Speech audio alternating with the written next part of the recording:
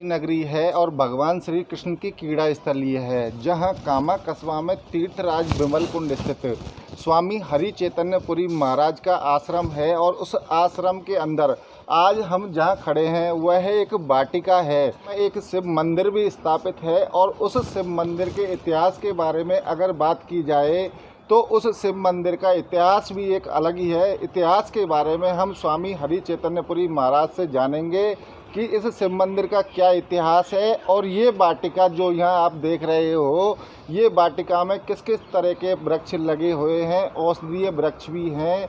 और यह जो वृक्ष लगाए हुए हैं ये साधारण तरीके के वृक्ष नहीं है। और इन वृक्षों को लगाने के लिए जाने कितने मुख्यमंत्री, कितने राज्यपाल और कितने राजनेता यहाँ आए हैं और वो वृक्ष लगा कर गए हैं। ये कामा क्षेत्र के लिए एक अलग ही मिसाल है, सौगात है। और जितनी प्रशंसा स्वामी हरि चैतन्यपुरी महाराज की यहाँ की जाए वह कम है। आज हमारे साथ स्वामी हरि चैतन्यपुरी महाराज मौजूद हैं, जानते हैं इस वाटिका के बारे में।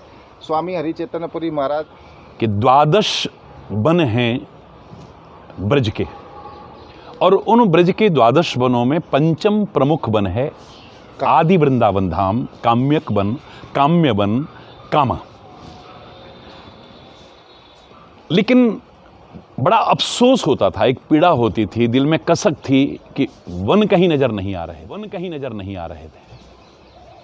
बाल्यावस्था से प्रकृति के प्रति स्वाभाविक झुकाव ईश्वर की कृपा से मेरे हृदय में रहा है। और मैं तो यहाँ तक कहा करता था कि मैं इन्हें शिव स्वरूप मानता हूँ। वृक्ष और शिव एक समान, दें अमृत करते विषपान। मेरे भोले बाबा ने भी लोकहित में, आत्महत्या के लिए नहीं, लोकहित में विषपान किया, हलाहल विष का पान किया और लोगों को अमृत बांटा। और वृक्ष भी हमारे कार्बन डाइऑक्साइड का जहर पीते हैं और ऑक्सीजन का अमृत हमें देते हैं। विश्व में ईश्वर की कृपा से, मेरी प्रेरणा से 10 लाख से अधिक पौधे लग चुके हैं। पर्यावरण रत्न पुरस्कार भी मुझे मिल चुका है, जिसका मुझे कोई ये नहीं कि ये मिले, पुरस्कार का भूखा नहीं, मैं तो लोगों के प्यार का ही भूखा था, हूँ और आगे रहूँगा।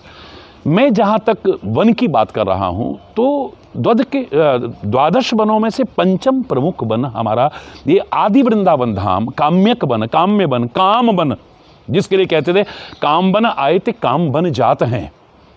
और आज भी चाहे अपभ्रंश है, कितना सुंदर दिव्य संदेश है भगवान कृष्ण की इस लीला स्थली, क्रीड़ा स्थली से कि काम आ, इंसान जानवरों की तरह अपने तक सीमित मत रहे, तू भी किसी के काम आ, किसी के काम आ, काम आ। तो इतना दिव्य संदेश जिस भूमि से हो वहाँ पर वृक्षों का अभाव एक खलता था। और उसी प्रेरणा से जब तीर्थराज विमल कुंड के तट पर, जिसकी महिमा गाने की वाणी में सामर्थ्य नहीं है, इस कामवन भूमि की महिमा, इस ब्रज की, ब्रजरज की, ब्रजराज की और ब्रजवासियों की महिमा भी गाने की सामर्थ्य मेरी वाणी में नहीं है। मैं नमन कर सकता हूँ, उनकी प्रशंसा कर सकता हूँ, महिमा गाने की सामर्थ्य मेरी वाणी में नहीं है।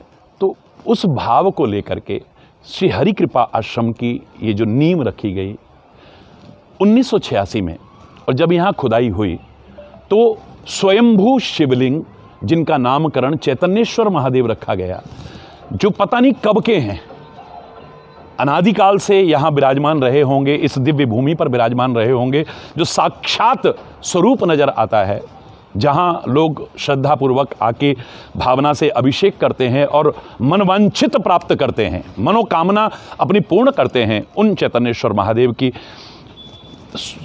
इस दिव्य छटा के साथ साथ वृक्ष रूपी शिव की भी दिव्य छटा बने, ये मन में भाव आया और वृक्षारोपण अभियान शुरू हुआ।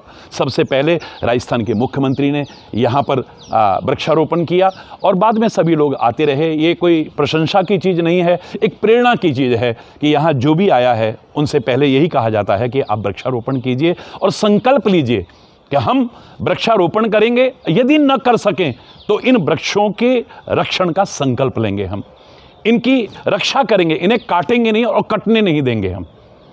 तो इसी दिव्य संदेश से यहाँ पर औषधीय वृक्ष भी हैं, छायादार वृक्ष भी हैं। भगवान श्री कृष्ण की उन लीला स्थली के इस दिव्य स्थल पर उनकी लीलाओं के साक्षी करील के वृक्ष मार्ग में आ रहे थे, लेकिन कटने नहीं दिए मैंने। हजारों वर्ष प्राचीन पीलू के वृक्ष कटने नहीं दिए हैं। वो यहाँ दिव्य रूप में आज भी पता नहीं कौन किस रूप का यहाँ विराजमान है। हमारे यहाँ तो ये भाव आता है ये भी कोई देवी देवता इस रूप में इस पृथ्वी पर विराजमान है। तो मैं इस कामवन की महिमा जो हमारे वेदों ने गाई है, शास्त्रों ने गाई है, पुराणों ने गाई है, हमारे ऋषि मुनियों ने गाई है, विद्वानों ने गाई है, हमेशा गाता रहूं। मेरे नाम के साथ कामा शब्द जुड़ता है, मैं इतने में ही गौरव महसूस करता हूं। यहाँ के बुजुर्ग लोग जब कहा करते थे कि आपने कामा का गौरव बढ़ाया, मेरी आंखों में आंसू आ जाते हैं, रोंगटे खड़े हो जाते हैं। मैंने गौरव नहीं बढ़ाया, इस भूमि ने मेरा गौरव बढ़ाया है। इस दिव्य भूमि पर जन्म लेकर के अपने आप को सौभाग्यशाली मानता हूं मैं। और इस दिव्य भूमि का नाम आगे बढ़ाने के लिए आज 172 देशों के लोग जुड़े हैं। 20 करोड़ लोग रोज विभिन्न टेलीविजन चैनल्स के माध्यम से मुझे देखते हैं। तो बड़ी एक हार्दिक प्रसन्नता होती है। मैं न किसी दल में हूँ, न किसी दलदल में हूँ, सबसे प्यार है, सबके प्रति सम्मान है। हाँ, करोड़ों लोगों के दिल में जो जगह बनाई है, मैं ईश्वर से यही प्रार्थना करता हूँ कि प्रभु मुझसे कुछ ऐसा ना हो कि उनके दिल में से जगह निकले।